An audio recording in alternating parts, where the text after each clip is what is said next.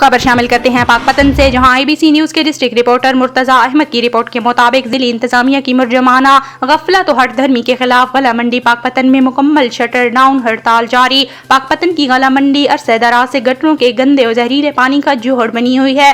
گندے پانی کی وجہ سے کروڑوں کی اجناس تباہ ہو گئیں۔ واحد مالیاتی و اقتصادی ادارہ غلہ منڈی پاک پتن کی ضلعی انتظامیہ کی مجرمانہ غفلت و ہٹ دھرمی کی بھینٹ چڑھ گیا۔ مزدوروں کے لیے واش روم بھی بند کر دیے گئے، جس کی وجہ سے لیبر یونین غلہ منڈی نے کام کرنے سے انکار کر دیا۔ لیبر یونین کی جانب سے deputy commissioner, assistant commissioner, municipal committee اور مارکیٹ کمیٹی کے خلاف احتجاج اور مکمل شٹر ڈاؤن ہڑتال جاری ہے۔